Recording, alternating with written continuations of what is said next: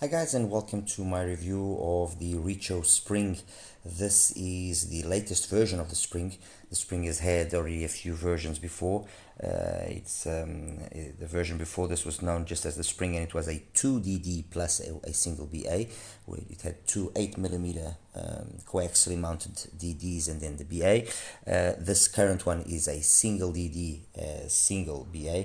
It uses a 10mm LCP dynamic driver, and then with an N52 magnet system, and then a 33518 Knowles BA. Again, both of them are just very normal. It's the usual thing. No fancy BAs, no fancy DD LCP diaphragms. Drivers have become quite common in our days. They're no longer as exclusive as it was back in 2020 and 2021 when they first started appearing with the likes of the Moondrop Aria. So this is a very basic usage of materials here. There's nothing special in terms of the material being used. However, that's where basically it all ends. The overall construction of the spring is flawless. Anyway, let me just quickly show you the box. The box is this. It's a sleeve which you opened up, and then inside you open the sleeve up a little bit more like a book. Okay, the IEMs came over there. Underneath here you have the case, which I'll show it to you now in a second. The tips, the cable came inside there, and that's basically it. I mean, it's got acceptable accessories, I guess, for the price. This is being sold at HiFiGo. This is where I got this one from actually HiFiGo. It goes for around $105.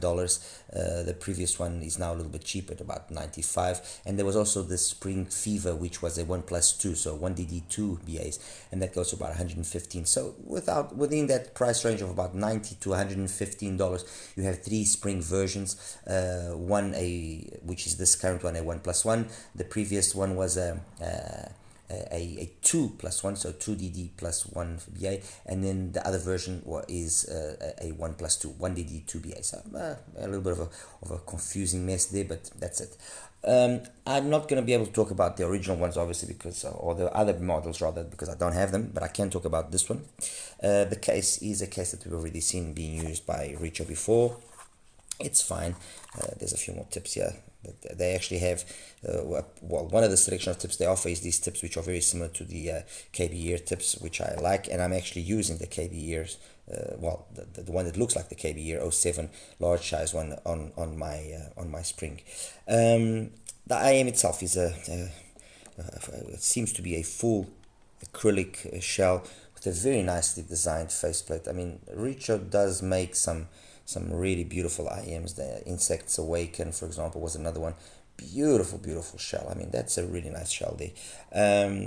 They've got as well some single DDs, SG01, SG03, SG03S now, more recently with adjustable nozzles. They've got a nice product range. Feel that maybe they got a little bit stuck in a more antiquated way of tuning, but that doesn't mean that they are tuned badly or wrong. They just tune the way they prefer to tune, with their own particular sound style. And you know, it's one of those things that you either like or you don't like. With regards to here, this is actually also the stock cable, by the way, just for you to have so it's a pretty decent stock cable. You know, very nice, decent stock cable. Decent accessories in terms of loads of tips and so on. Decent case. All in all, I mean, for the $90 odd, you know, it's fine. Better than some offerings which are sometimes way more expensive. Anyway, quickly just to introduce what I have here. The Queen of Audio Vespa 2, QA Vespa 2, CVJ May, and the TRN TA4. This is a 1+1 as well. This is a 1+2 with some tuning switches, and this is a 2DD 2BA. You might think, well, with the exception of this one, these two are a little bit different. Why are you comparing it to a 1+1? Well, I'm comparing them because they all have the same style. Well, these three have a very similar style of tuning. This one is a more neutral one, and it's actually the only 1+1, so, and also really decent. So I thought it made sense to compare it with this, to have two polar opposites in terms of tuning of a 1+1 setup. The Vesper I reviewed it recently, and you know, it's a nice smooth IEM. It's got a nice organic style tuning with a warm bass presence. The mids and the highs are adequate, and it's not a fatiguing IEM. It doesn't, you know, there's no real let's say negative aspects to point with regards to the sound. It's a nice, pleasant sound. It is engaging. It is, you know, very smooth, very correct. The idea here. Beautiful shell. I mean, the shell really. This video doesn't. Let me see if I can focus on there. This video doesn't. This video doesn't really do it justice. The shell is very nice. It's actually a very nice colored shell. Next to that, the CVJ May, one of the IEMs which I consider to be possibly the best choice at around $60 and even more. I mean, even it will trade blows with even more expensive IEMs easily. It's got again a tuning style very similar to the TRN and to the Spring 2, which you'll see when I show you the graphs in a few minutes. The tuning switches allow to switch on and off the BAs. I've got it in setting where both BAs are working, and it just sounds fantastic. I mean, honestly, again, I like this warm presentation that it has, but it never loses detail up top. It's really nice. And then finally, the CVJ, the TA4, which I said in my review is probably one of the better tuned TRN IEMs as of late. The only thing here that maybe can be of an issue, although it wasn't an issue for me, is a peak that occurs there in the 7, 8, 9 kilohertz area, which is to a certain extent couple related, but there's actually a little bit of extra energy there from the BAs, which honestly, to be totally honest, it never really bothered me. And compared to the Spring, it's fine. Nice bass, nice clean, presentation of the mids. It's just a very nice overall sounding IEM. It's very pleasant, very easy to listen to. So what is the sound here of the Spring? The Spring has got a slight sub bass roll off with an emphasis on the mid bass.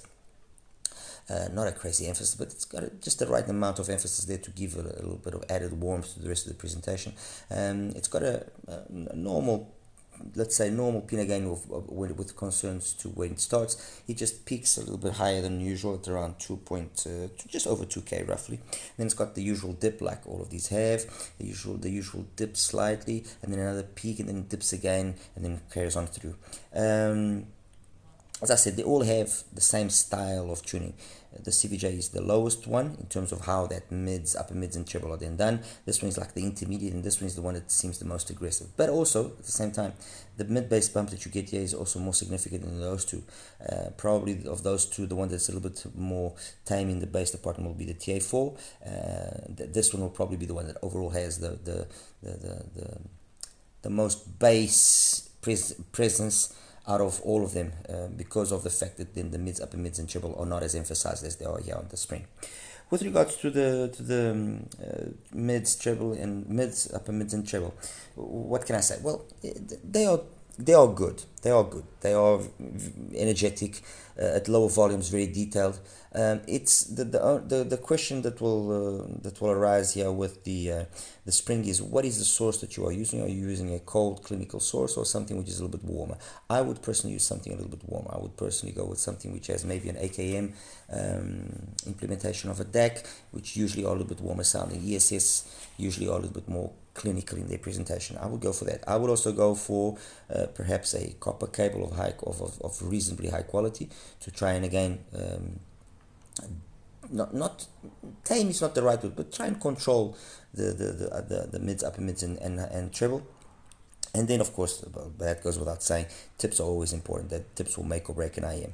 So up to mid volume levels, I would say up to about 60-70% of the volume, it's very nice. It's super detailed. Everything is very very there, present. It's got a big grand sound. Perhaps even more enthusiastic than any one of those other ones that I have here.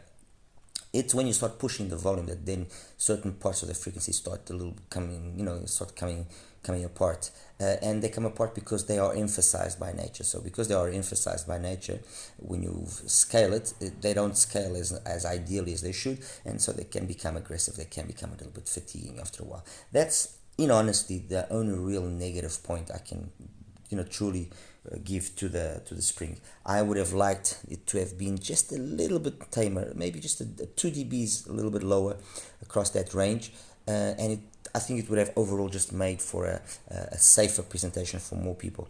The bass, as I said, it's a mid-bass focused presentation. It's got decent speed, decent cleanliness. There's no it's slightly colored, but there's nothing which is really aggressive or negative in any way. The mids and upper mids, female vocals are the ones that are more prominent in my opinion. They are the ones that come alive the most. Loads of detailed retrieval. That's fine. In terms of the technicalities such as soundstage and imaging is pretty decent. Soundstage is okay. It could be a little bit better, but imaging is pretty decent. Timbre and tonality are again for the most part correct. Only very seldomly, like in Chris Botti's La Danse Sans Remorse, the sax there can get a little bit too intense for my liking. But overall, it is a pleasant sounding IEM. There's really nothing that it does wrong, as I sometimes say. There's really nothing that it does well either. It's just a very pleasant, easygoing IEM to listen to, especially for those that don't have a high-powered device. And that's one thing that I would say is choose a device that is good quality in terms of sound, but don't worry about it having to be too powerful, because it actually is a pretty easy IEM to drive, although it's got a 35 ohm impedance and a 109 dB sensitivity. It doesn't require you have crazy power behind it for it to sound very good. If you got a decent dongle, something like a T30 from EPZ, or something like the Panon Tail, or something like the Shio from Truth Ears, those are all more than adequate dongles that will power the Spring pretty decently. And that's it, guys. I mean, there's really not much more that I can say. It's another one of those IEMs that I would say listen to it before deciding on the purchase, unless you are totally comfortable with what I am saying. And I would obviously still invite you to go and check out the reviewers that have done their work as well on the Spring 2, and then you can just outright buy it based on what we've said.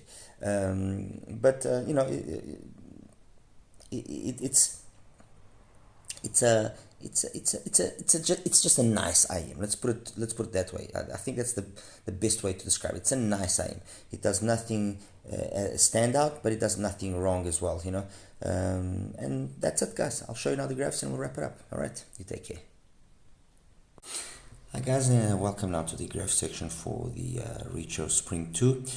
Anyway, let me just get some of these graphs here out of the way so we can see things a little bit more clearly. Okay, this is the graph of the Spring 2. As you can see, a really thick mid bass, and it's you can hear it bleeds a little bit into the mids, but it's nothing that you would say is offensive, and it's actually made up by then the fact that you have this pretty steep inner gain, picks up about just over 2K, just a bit of a dip there between 2 and 4 point something, and then another dip before the coupler related peak, and then the extension, coming mainly from the BA, obviously. I mean, the graph, as is many times the case, looks one thing, but when you actually listen to it, it actually doesn't sound bad. It actually does sound quite engaging, and doesn't sound as bloated as this. It sounds pretty open, like I said, and it's only when you really start cranking the volume that this energy that you have here starts kind of showing itself, and also a little bit, to a certain extent, the amount of bass can muddy things up a little bit. But anyway, everything stays within a window of 65 to 77, so 12 dB, so definitely a V-shaped IEM, okay? And that's that. Now, let me then show you here the contenders, let's put it that way. The first one is the Canero Queen of Audio Vesper 2, and the complete opposite. I mean, very tame in the whole upper mids and treble area, very relaxed in terms of its bass response. Everything stays within a window of 65 to 72, so about 7 dB, so really tight window of operation. it doesn't sound as dark as you would think by having, you know, this lower level here of mids and upper mids. It actually sounds a little bit more alive than this. It doesn't sound dark in any way, or overly warm or anything. It sounds really smooth. I'll give it that much. No sibilance, very, very smooth. Okay, so compared to the Spring, it's a complete opposite way of tuning in a 1+1. Both of these are 1+1s, and they're tuned in completely different ways. All right, as compared to the TA4, very similar bass. I actually took out the wrong one here. The one I must leave is the REECHO. Sorry. As compared to the REECHO, the TA4, it's got less bass, but it also has less energy here. So the balance that is struck is, in my opinion, a better balance. It's more well executed. Again, everything sits within 65 to 73, so within about an 8-9 dB window, which I feel is more favorable to give a sound which ultimately is more unfatiguing, especially when the volume is cranked up. Honestly, the real only issue that I see with the Spring 2 is if you like listening to music loud, that you will probably get a little bit fatigued. In terms of the bass execution, I like more the bass execution of the TA4 overall, although again, it's two different tuning styles. All right. And then finally, compared to the CVJ May, again, less bass on the CVJ May. By the way, it's tuned. Everything sits within a very tight window as well. We're talking 64 to 72, so 8 dBs, 9 dBs or more or less. But you can definitely see that there's a focus here on more on the sub bass frequencies, and the mids, upper mids, and treble are a little bit more subdued. Okay, so it's again the polar opposite to a certain extent of the Spring 2, which is way more energetic. You know, it's just two different styles of sounds, and it's not even fair to compare, because obviously the May is also a 1+2 and everything. But I just thought it would be interesting because they have the same stuff, the same type of style of sound. What would I have liked to have seen on the Spring 2 for me to think that it would then be a better IEM? Well, just a little bit less bass. Maybe the bass curve along the lines of the TA4, just a little bit less energetic there. It could be on the level of the CVJ, but just a little bit energetic there. And then the same kind of energy level as the TA4. If they had, I think that if the energy level of the mids, upper mids, and treble, especially the upper mids and treble, had been the level of the TA4, I think that the Spring would be a more harmoniously, more coherently tuned IEM. That's my opinion, and one that would probably then wouldn't have this issue of the scaling. Okay. Anyway, guys, that's basically my take here on the REECHO, the Spring 2. Hope you've enjoyed it. I would say listen to it before buying it, unless you are absolutely sure that this is what you want. And any questions you might have, please feel free to ask. Okay, you take care now. Bye bye.